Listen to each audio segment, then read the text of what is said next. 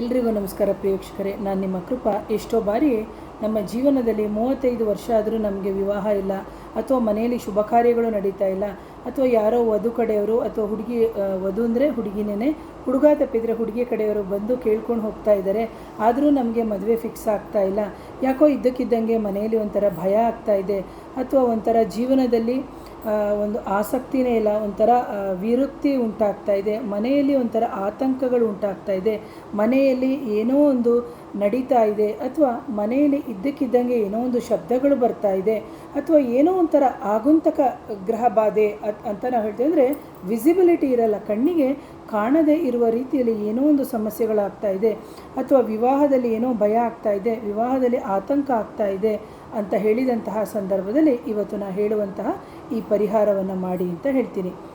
So ಹಾಗೆ ಇಂತಹ ವಿಡಿಯೋವನ್ನು ಹಲವಾರು ಜನಕ್ಕೆ ಶೇರ್ ಮಾಡಿ. ನೋಡಿ, ಇದನ್ನು ಬಂದು ನಾವು ಪ್ರತಿ ಶನಿವಾರದಂದು ನೀವು ಮಾಡಬೇಕಾಗುತ್ತೆ. ಇದು ಬಂದು 35 ವರ್ಷ ಅಂತ ಹೇಳಿದಂಥ ಸಂದರ್ಭದಲ್ಲಿ ನಾವು ಸ್ವಲ್ಪ ಕೆಲವೆಲ್ಲ ನಾವು ಶನಿ ಮತ್ತು ರಾಹುವನ್ನು ತುಂಬ ಕಾಂಬಿನೇಷನ್ಸ್ ಆಗಿ ಇಟ್ಕೊಂಡು ನೋಡ್ಕೊಂಡು ಹೇಳೋದು. ಅದು ಬಿಟ್ಟರೆ ಮಾಂತ್ರಿಕ ಬಾಧೆ ಅಥವಾ ನಕಾರಾತ್ಮಕ ಶಕ್ತಿಗಳ ಸಮಸ್ಯೆಗಳು ಇದ್ದಂಥ ಸಂದರ್ಭದಲ್ಲಿ ವಿವಾಹದ ಅಡೆತಡೆಗಳು, ಅದರ ಜೊತೆಗೆ ವಿವಾಹ ಜೀವನದಲ್ಲಿ ವಿರಕ್ತಿ, ಲೈಂಗಿಕ ಆಸಕ್ತಿ ಇಲ್ಲದಿರೋದು, ಇವೆಲ್ಲವೂ ಇರುತ್ತೆ. ಇದನ್ನು ನನ್ನ ಚಾನಲ್ನಲ್ಲಿ ನೋಡಿದ್ರೆ ನಿಮಗೆ ಗೊತ್ತಾಗುತ್ತೆ. ಆದರೆ ಇವತ್ತಿನ ದಿನ ಈ ಪರಿಹಾರ ಏನು ಅಂತಂದರೆ, ಶನಿವಾರದಂದು ರಾಹು ಗ್ರಹದ ಒಂದು ಈ ಮಂತ್ರವನ್ನು ನೀವು 108 ಬಾರಿ ಪಠಿಸಿ ಅಂತ ಹೇಳ್ತೀನಿ. ಯಾಕಂದರೆ ನಿಮ್ಮ ಹತ್ರ ಏನಾದರೂ ಶ್ರೀ ದುರ್ಗಾ ಕವಚ ಇತ್ತು ಅಂತಂದರೆ ಆ ದುರ್ಗಾ ಕವಚವನ್ನು ಸಮೇತ ನೀವು ಪಠನೆಯನ್ನು ಸಮೇತ ನೀವು ಮಾಡ್ಬೋದು. ಇಲ್ಲದಿದ್ದರೆ ಇವತ್ತು ಹೇಳುವಂತಹ ಮಂತ್ರ ಸರಳವಾಗಿರುತ್ತೆ, ಆ ಮಂತ್ರವನ್ನು ಪಠಿಸಿ. ಇಲ್ಲಿ ಮಂತ್ರ ಬಂದು ಓಂ ರೀಂ ಧುಂ ದುರ್ಗಾಯ ನಮಃ, ಓಂ ರೀಂ ಧುಂ ದುರ್ಗಾಯ ನಮಃ ಅಂತ ಹೇಳಿ 108 ಬಾರಿ ಪಠಿಸಿ ಅಂತ ಹೇಳ್ತೀನಿ. ಹಾಗೆಯೇ ಪ್ರತಿ ಶನಿವಾರ ಏನು ಮಾಡಬೇಕು, ನವಗ್ರಹಕ್ಕೆ ಹೋಗಿ 9 ಪ್ರದಕ್ಷಿಣೆಯನ್ನು ಮಾಡಿ 100 ಗ್ರಾಮಷ್ಟು ನೀವು ಉದ್ದು ತಪ್ಪಿದರೆ ಉದ್ದಿನ ಬೇಳೆಯನ್ನು ನೀವು ದಾನ ಮಾಡಬೇಕು.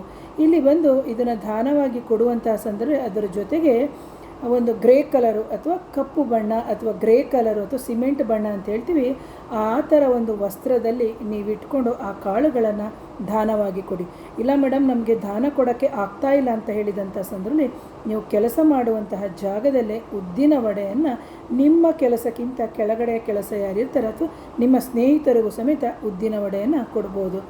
ಯಾವಾಗ ನೀವು ನವಗ್ರಹ ದೇವಸ್ಥಾನಕ್ಕೆ ಹೋಗಿ ಆ ಥರ ಮಾಡಿ ಬಂದ ನಂತರ ನೀವು ದೇವಿಯ ಮುಂದೆ ಅಥವಾ ದೇವಸ್ಥಾನದಲ್ಲಿ ನೀವು ದುರ್ಗಿಯ ದೇವಸ್ಥಾನದಕ್ಕೆ ಹೋದಾಗ ನೀವು ಅರ್ಚನೆಯ ಸಮೇತ ಮಾಡಿಸ್ಬೇಕಾಗುತ್ತೆ. ಇದರಿಂದ ನಿಮಗೆ ಶೀಘ್ರಗತಿಯಲ್ಲಿ ವಿವಾಹ ಆಗುತ್ತೆ, ಅದರ ಜೊತೆಗೆ ನಿಶ್ಚಿತಾರ್ಥ ಆಗುತ್ತೆ, ಅಥವಾ ವಿವಾಹಕ್ಕೆ ಸಂಬಂಧಪಟ್ಟಂಥ ಸಮಸ್ಯೆಗಳು ಉಂಟಾಗ್ತಾ ಇದ್ದಂಥ ಸಂದರ್ಭದಲ್ಲಿ ಆ ತಾಯಿಯು ನಿಮಗೆ ದಾರಿಯನ್ನು ತೋರಿಸ್ತಾಳೆ ಅಂತ ಹೇಳ್ತಾ ಇವತ್ತಿನ ವಿಡಿಯೋನ ಮುಗಿಸ್ತೀನಿ. ಮತ್ತೊಮ್ಮೆ ಥ್ಯಾಂಕ್ ಯು.